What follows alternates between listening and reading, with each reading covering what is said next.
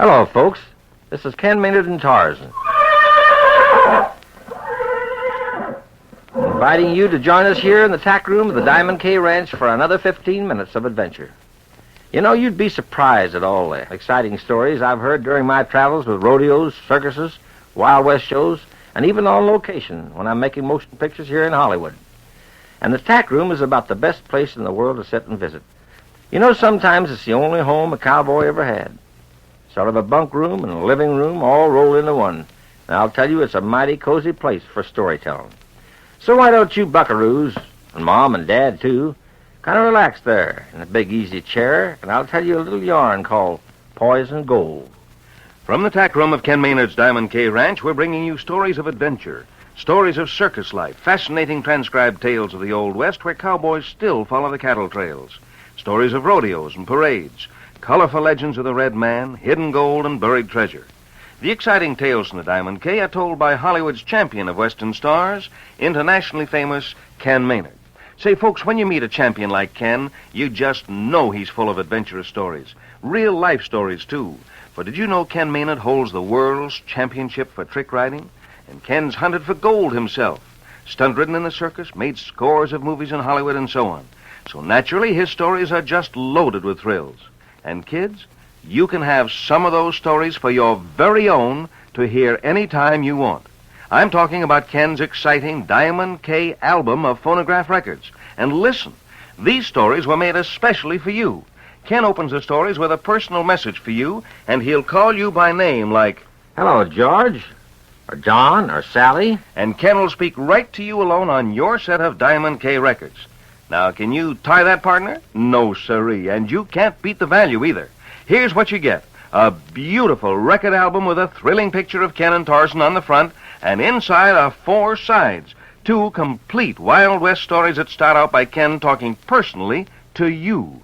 The 2 big 8-inch unbreakable records are made of pure, expensive vinylite on standard 78 RPM speed to play on the regular, familiar kind of phonograph. And they have pictures of Ken and Tarzan on them, too. It's so easy to get a Diamond K record album. All you do is send your name and address to Records in care of this station and enclose a $1 bill. That's all. Just a $1 bill for ages of fun and enjoyment.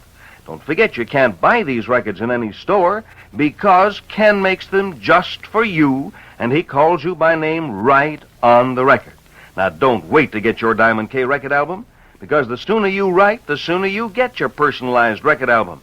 So write now to Records in care of this station and enclose a $1 bill. Now let's hear the exciting story Ken has for us today.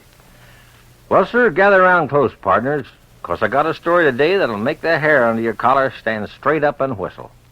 Of course, I wasn't there when it all happened, since it was a few years before my time. As a matter of fact, it was Big Jim Parsons that was telling me about it. Big Jim is one of the biggest ranchers in the entire West. Owns more acres of land in Arizona than just about any man alive today. My friendship with Big Jim goes back to the days a few years ago when we were shooting a picture down his ranch. But it wasn't until yesterday that Jim told me a tale that's one of the most unusual things I've ever heard. We were sitting right in the tack room, sort of shooting the breeze, when all of a sudden he turned to me and said, Ken, how'd you like to hear a true story that not many people know? Well, I've always been on the lookout for a good story to pass on to my radio friends, and I told him there's nothing I'd like better. So he began. Seems as though it all started back in the hills of Arizona somewhere around the early 1900s. Prospecting for gold in that country had been off and on for quite a few years. Sometimes good, sometimes not so good. Many's a man who'd spent his last penny looking for gold, only to end up a broken old man with nothing to show for it. Many's a man who'd sacrificed most of his life trying to strike it rich, right there in them Arizona hills. Therefore, when a man has spent years and years in prospecting, when he was dirty, hungry, and the temperature was well over the 100 mark, he'd sometimes do things that he wouldn't have done under more normal conditions. Heading the gang of 4 such prospectors was a fellow known as Hard Rock George, as tough and ornery and critter as you'd ever want to run up against. Hard Rock and his men had only one thing on their minds: gold, gold, and more gold. And they had little patience with the 14-year-old orphan boy who did all the back-breaking, dirty work taking care of that gang. Big Jim Parsons turned his chair away from the window to escape the bright sun and continued on with his story. Seems that just as the men were about ready to give up, they ran across a vein of gold, a rich vein of gold. And of course they started working like madmen. Fortunately, or unfortunately, as you wish, a lone prospector who had given up the search himself came by a short time later and sold the four men all of his remaining provisions. The lone prospector turned out to be a very unscrupulous fellow named Blackie Ryan, who quickly sized up the situation at the camp and decided that Hard Rock and his men had really made a strike for themselves. Needless to say, he did or said nothing that would in any way let the others know he suspected their secret. But leaning against a huge rock at night, looking up at the milky sky, Blackie Ryan conceived one of the most daring, underhanded schemes to ever come out of the West. And as he made his way out of the hills and across the desert the following day, he made up his mind that he would make it at all costs. After spending a week or so in old Tucson, Blackie made several purchases and headed back across the desert in the direction from which he had just come a few days earlier, making careful note of the water holes as he went along.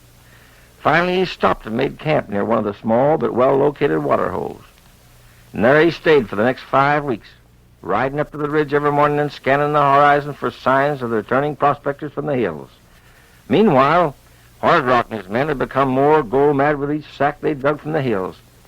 And after working feverishly for many days, they finally reached the limit they could take out with them.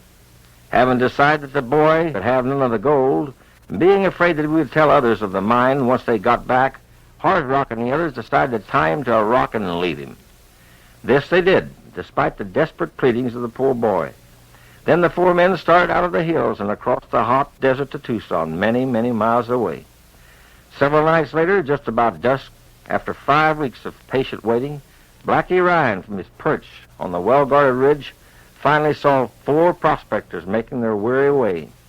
Without a second's hesitation, he raced back over the hills to the water hole, jumped quickly from his horse, ripped open the 2 bags lying beside it, and dumped the contents into the water hole.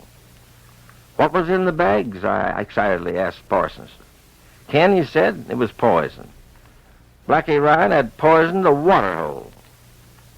Whew! Telling this story gets me so excited I'm bone dry. Gotta have a drink of water. Now, while I'm cooling off here, let me interrupt the story just a second to tell you something I'm mighty proud of. Have you heard about my K-shirt? It's sort of like a T-shirt, you know, a real Western shirt that a friend of mine designed especially for me. It's comfortable cotton, about the color of desert, and with a flaming Diamond K brand centered on the front in sunset red. And it's got our pictures on it, too, Tarzan and me. Well, the kids in my neighborhood took a fancy to it and wanted one like it, so my friends made them up special. Kids said I ought to tell you all about it, so that's what I'm doing. If you figure you'd like to have a K-shirt like I wear when I'm practicing tricks and fooling around, you can get one if you want to drop me a note. Fella said he'd fix you up for only $1, and that surprised me. Just name your size, 2, 4, 6, 8, 10, or 12. And if you want a K-shirt like mine, just send your name and address to K-shirt in care of this station and stick in one little old dollar bill. It's as easy as falling off a corral fence. Well, now let's see, where were we? Oh, yes, Blackie Ryan had just dumped the poison in the water hole. Well, sir, after doing this, Blackie hightailed it over to his hideout, proceeded to watch the approaching prospectors with all the pleasure that a cat watches a mouse trapped in a corner. Of course, Hard Rock and his men were very thirsty after their hot day on the desert, and they made a beeline for the water hole along with their mules and horses. And before the moon had risen, Hard Rock and his men and animals all lay stretched out by the water hole, dead. Yep, the poison water had killed them all, much to the delight of Blackie Ryan, who had come from his hiding place and was already removing the gold from the backs of the mules. Part of it he would take back with him to Tucson. The rest he would bury until he could return and get it. So pleased was he over the clever way he had gotten his fortune, he could hardly sleep at all until the wee, small hours of the morning. As soon as the first rays of sun hit the desert, he was up, full of nervous energy, gathering his things together, making ready to start for Tucson. After quickly burying the gold he couldn't take with him, he suddenly realized that his horse was gone. In the excitement of the previous night, he had forgotten to hobble him, but there was little need to be alarmed. He was a good horse and wouldn't stray far. And sure enough, he hadn't strayed far, just down to the water hole. where he now lay dead with the others. First, Blackie couldn't believe his eyes. Then he became panicked, and he realized that his own water supply would never last if he walked to Tucson. Blinded with tears of rage, he hastily buried the rest of his ill-gotten gold and set out across the desert. And there they found him several days later, not too far from the poison water hole and the men who had died before him. What's that? Who found him? Why, it was a young boy from the camp who'd been left to die by the 4 prospectors. His pitiful screams for help had attracted the attention of an old miner not too far away after the others had gone. Of course, it didn't take long to figure out just exactly what had happened. Nor did it take him long to find the gold Blackie had so poorly buried in his rage. So grateful was the boy to the old man who saved his life that in addition to giving him half of the gold, he later showed him the location of the vein itself, and the 2 were partners from then on out, with the other man acting as legal guardian for the boy and his money till he was of age. Well, sir, after I'd heard the story from Big Jim Parsons, I was really right on the edge of my seat. That sure was a dandy, Jim, I said, and what a surprise ending. Jim leaned back in his chair and said, Yes, Ken, but the biggest surprise to the story is this. I myself was a 14-year-old boy who nearly lost his life and later made a fortune. Well, gosh, Ken, that was some story. You know, I could listen to that one again and again. And speaking of stories, kids, wouldn't you like to be able to hear some of Ken's famous stories whenever you want? Well, you can with Ken Maynard's exciting Diamond K album of Wild West records. You can play them again and again for yourself and for your friends. They're terrific stories, just packed full of excitement. And best of all, these Ken Maynard records are personalized, made just for you and you alone, with a message from Ken. Now, when you put the needle down on the record, the first thing you'll hear is, Hello, Teddy. Hello, Barbara. or whatever your name is. Ken will say hello to you personally and tell you some of his favorite stories. Remember, you get an album with 2 big 8-inch pure vinylite records inside that are unbreakable. They're made on standard 78 RPM speed to play on the regular kind of phonograph that everybody's used for years. Now, all you do to get a Diamond K album is send your name and address and just a $1 bill to Records in care of this station. Do it now, buckaroos, because the faster you write, the faster you'll get your album. Now, here's Ken to tell you about his next story. Well, folks, it's time to bring our story roundup to a close. This is Ken Maynard and Tarzan, closing up the tack room of the Diamond K Ranch till I see you next time, and I'll tell you the story called The Lake of Gold. We'll be looking for you, and in the meantime, get them $1 bills in the mail now for some real Western fun. 1 for the K shirt and 1 for the Diamond K record album. So long now. You've been listening to Tales from the Diamond K, told by Ken Maynard, internationally famous cowboy, stunt rider, and Hollywood's champion of Western stars. Tales from the Diamond K was transcribed and produced in Hollywood.